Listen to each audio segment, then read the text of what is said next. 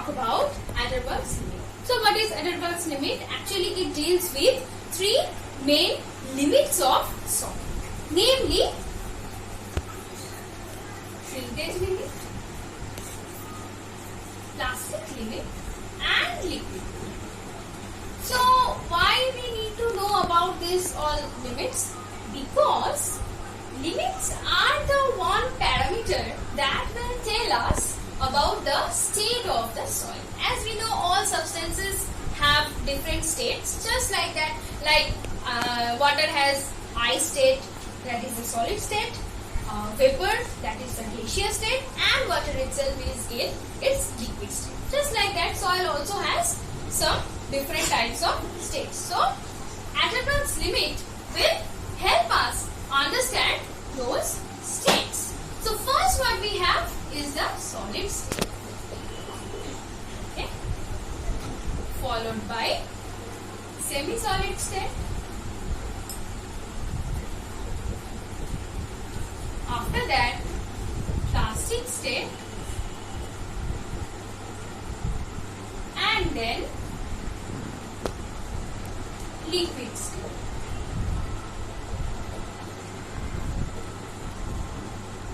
So, how will we know that the soil is in which state? Now, that thing will be done basically a graph. A graph, we will plot a graph using saturated soil sample, which will tell us the limits. Okay? So, first we will plot the graph.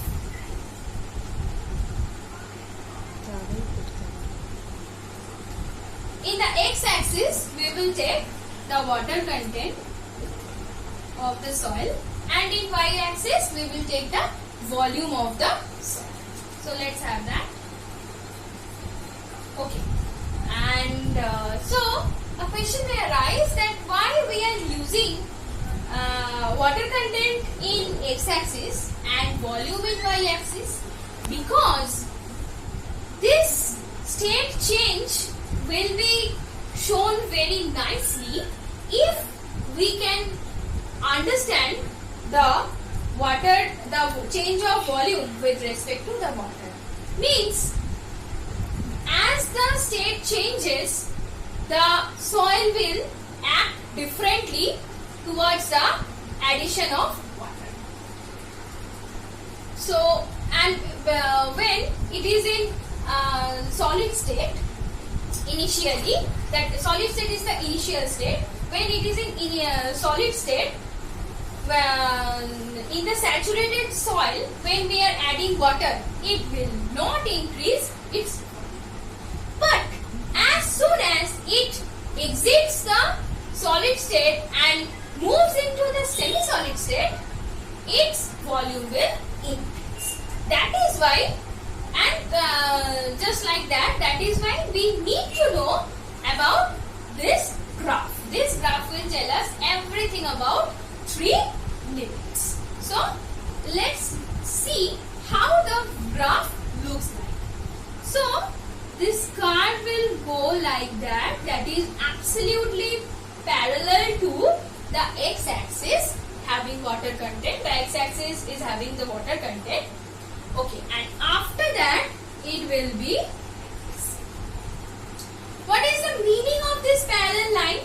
This parallel line means that there is no increase in volume, or rather there is no change in volume with respect to addition of any further water. So, at this state is the solid state, and this resulting water content is known as Ws. That is the shrinkage.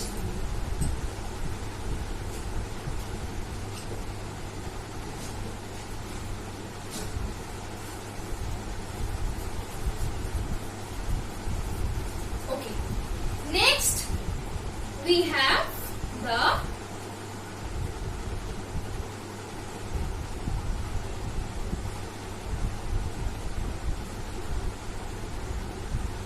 semi-solid state.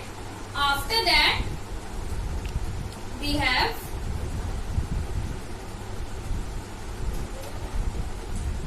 plastic state, and lastly and finally we have the liquid state. So, and this one is plastic limit, this one is liquid limit. So what is shrinkage limit basically? Shrinkage limit means the water content, the maximum water content after which the soil will change the state from solid to semi-solid. Or we can say conversely, or we can say in different words, that it is the maximum water content, WS or shrinkage limit is the maximum water content after which there will be no change in volume for any further addition of water. That is the shrinkage limit. Okay. Let's see what is plastic limit. This is the plastic limit.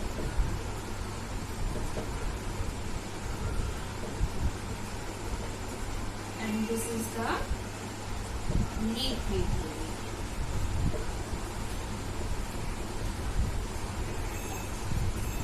Okay. So what is plastic limit? Just like shrinkage limit is the transition limit, is the transition water content between these two states, state of solid and state of semi-solid. Just like that, plastic limit is also the transition water content between semi-solid state and the plastic state. And just like that, liquid limit is the transition water content between plastic state and the liquid state.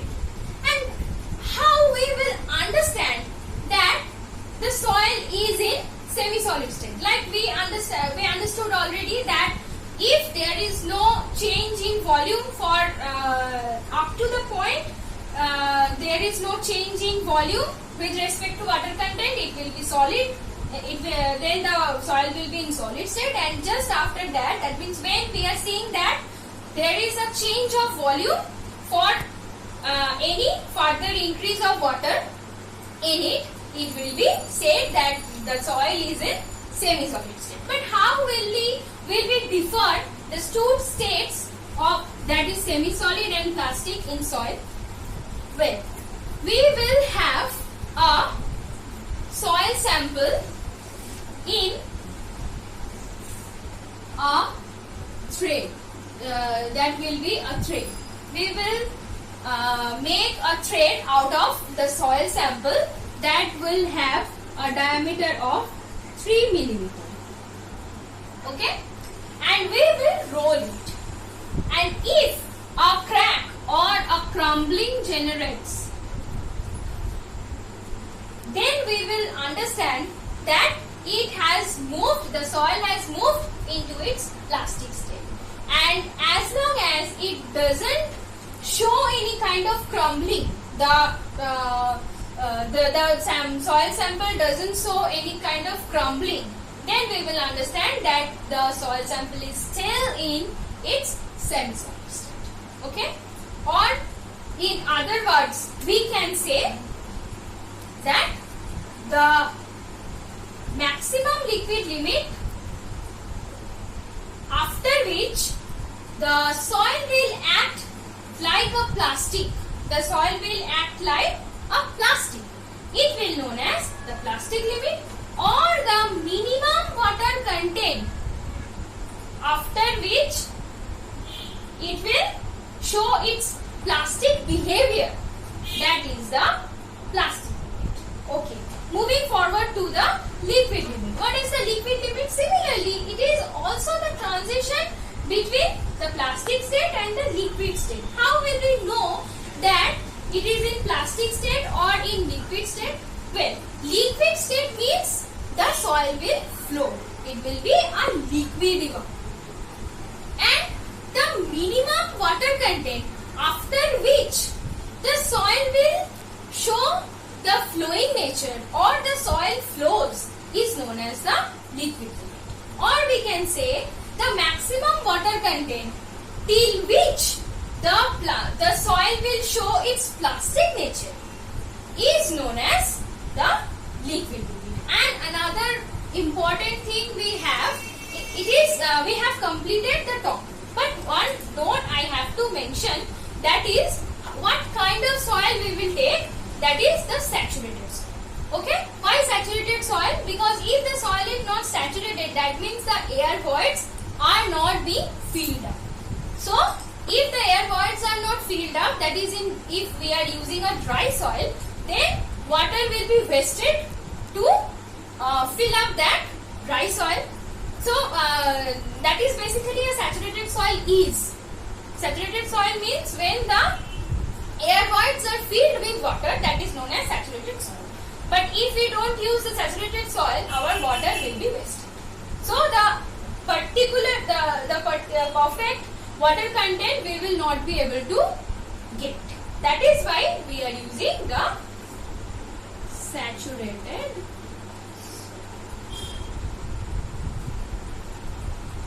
So this is what we had for today. Thank you. Hope you have understood.